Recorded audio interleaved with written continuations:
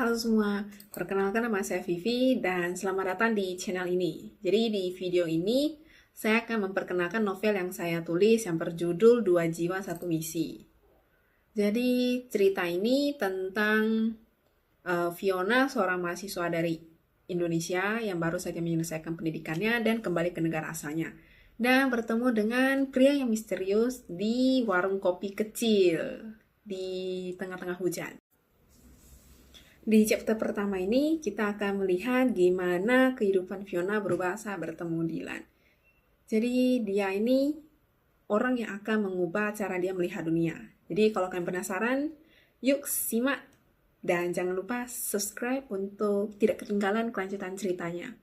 Dan beri komentar jika kalian sudah membacanya atau punya pendapat tentang cerita ini. Bab 1. Hujan di awal pulang. Hujan deras menyambut Fiona saat langkah pertamanya menyentuh tanah Pekanbaru, Bandara Sultan Syarif Qasim II. Ranselnya menempel erat di punggung, bukan karena penuh barang, melainkan karena penuh keraguan. Kuliahnya telah selesai, namun batinnya masih menggantung, seperti langit abu-abu di atasnya.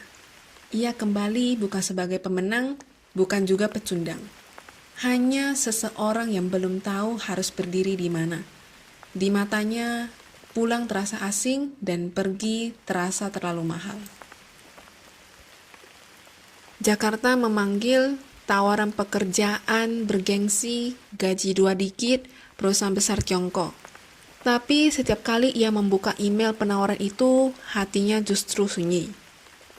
Ini bukan tentang penghasilan, pikirnya, tapi tentang arah. Ia memilih turun di warung kopi kecil yang aroma kayunya mengingatkan pada masa kecil. Di sudut bangku kayu, ia menyalakan laptop. Bukan untuk CV atau lamaran kerja, melainkan untuk membenahi rencana. Edu Growth Center, pendidikan inklusif berbasis emosi dan digital. Tapi belum sempat jari-jarinya menyentuh keyboard, tercium aroma kayu dan hujan, seolah menarik ingatannya yang jauh. Pria itu seperti muncul dari hujan. Jas hujan hitam, rambut sedikit basah, kacamata bulat membingkai mata yang tajam namun letih. Ia melihat layar laptop Fiona sebentar. Lagi-lagi kamu menulis ulang arah hidupmu, katanya. Fiona tertegun. Kamu siapa? Dylan. Jawabnya pendek. Lalu setelah jeda, ia menambahkan, aku tak datang sebagai investor, tapi aku tahu sistem. Dan kamu tak butuh dana dulu, kamu butuh fondasi. Fiona terdiam. Nama itu, suara itu, terlalu familiar untuk seseorang asing. Kenapa kamu tahu semua ini? Tanyanya pelan. Dylan menatap lurus padanya, tanpa senyum. Karena aku tak pernah benar-benar pergi. Hujan mulai mereda, menyisakan tetesan di kaca warung kopi. Jam di dinding menunjukkan pukul 17:46. Tapi langit masih muram. Dylan melepas kacamatanya, mengusap pelan embun di permukaannya, lalu memandang Fiona dengan tatapan tak terbaca. Dulu aku hanya bisa melihatmu dari jauh.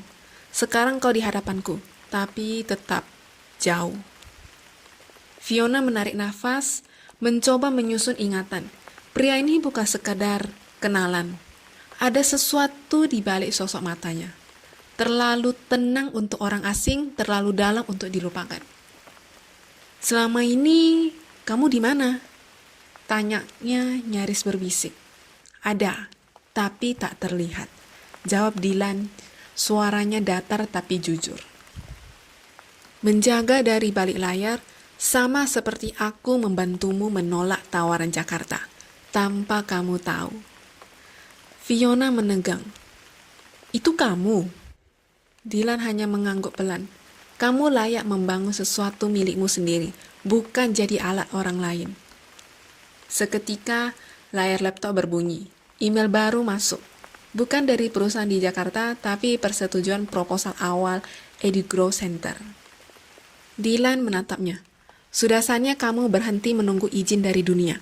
Sekarang giliranmu membentuk dunia itu. Fiona menggenggam cangkir kopinya yang sudah dingin. Di dalam dirinya, perasaan bingung dan haru beradu. Dylan tak berubah. Tetap penuh rahasia, tetap muncul di saat paling tidak terduga, dan tetap tahu lebih banyak dari yang seharusnya. Tapi kali ini, ia tidak ingin lari. Tidak lagi. Apa kamu akan terus diam di balik layar? Tanyanya. Dylan tersenyum samar. Kecuali kamu ingin aku keluar. Hening menggantung di antara mereka, tapi bukan hening yang kaku. Lebih seperti ruang kosong yang siap diisi bersama. Hujan berhenti.